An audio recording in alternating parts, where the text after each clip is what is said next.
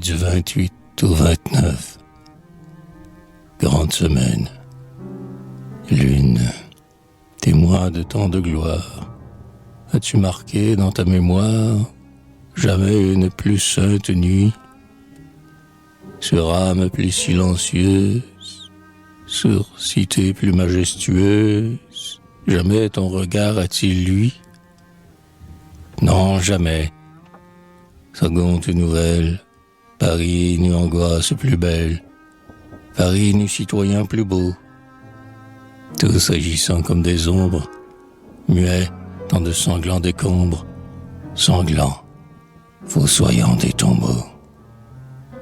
Pas une lueur, pas un cierge, plus sombre qu'une forêt vierge, Paris un affreux chaos, où, lorsqu'un de tes rayons glisse, il éclaire un mur, une lisse, rouge du sang de ses héros. Caresse un cadavre, hâve, au crâne entrouvert, à l'œil cave, broyé sous un flot de pavés. Ni.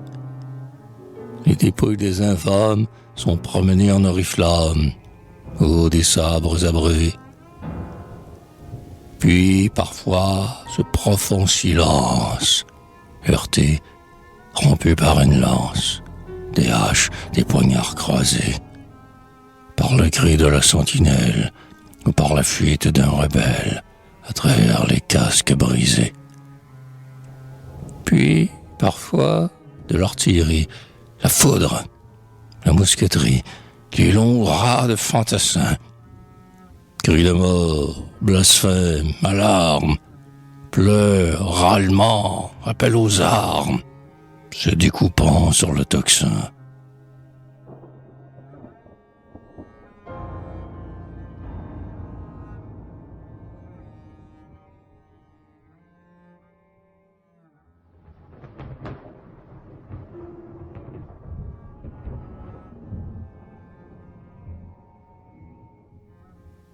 Partout, père conscrit et vieux de la montagne, enfant né sous le joug, rose fille, compagne, or et haillons, unis pour un commun effort. La fatigue, l'espoir semant des barricades. Voyez sur ces balcons marcher des estocades, car chaque maison est un fort, chaque meuble une arme guerrière, chaque porte une meurtrière, et chaque toit un arsenal. Paris, pour la race qui prie et poignarde dans sa furie, n'est plus qu'un cratère infernal.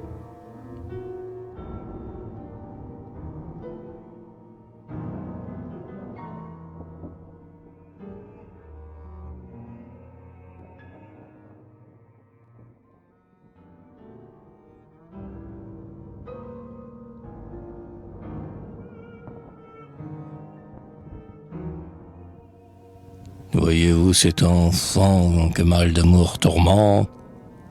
Elle tresse un ruban pour lui, joyeuse amante, comptant sur son retour et l'écoute des pas. Puis se tapait de main n'être pas disparu. Ignore encore longtemps qu'au détour de la rue, ton amant râle le trépas.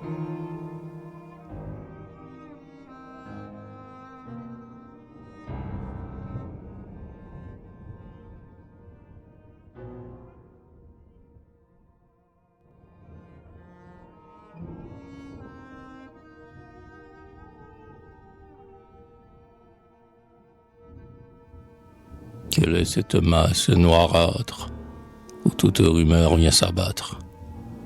Manoir sans feu et sans valet, sans plaisir aux couches désertes, sans garde jetant des alertes, des mots tirant sur le palais. Ce roi, vieux débauché qu'une madone incline, a déserté nos murs pour Saint-Cloud la colline, complice de sa joie. Et là, diront caduc, il a, sur la terrasse, apporté sa litière pour contempler des siens la boucherie entière qu'il vient d'ordonner à son duc. Content de ton œuvre hardie, savoure bien cet incendie. rien ne manque à ton festin. Entends les clameurs de la mer, appelant d'une voix amère ses fils moissonnés par les rangs. Enfin pâlit la nuit, et l'aube va renaître.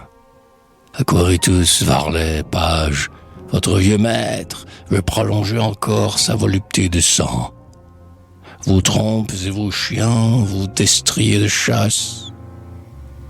Allons, que dans son poing son lourd couteau s'enchasse, et s'abreuve dans quelques flancs.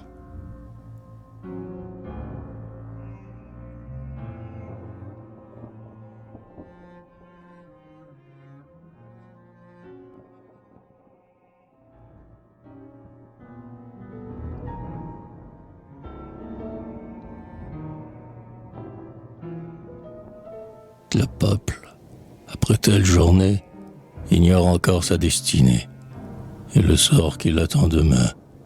Qui des deux sera le rebelle, et si la liberté fidèle viendra s'abattre en son chemin.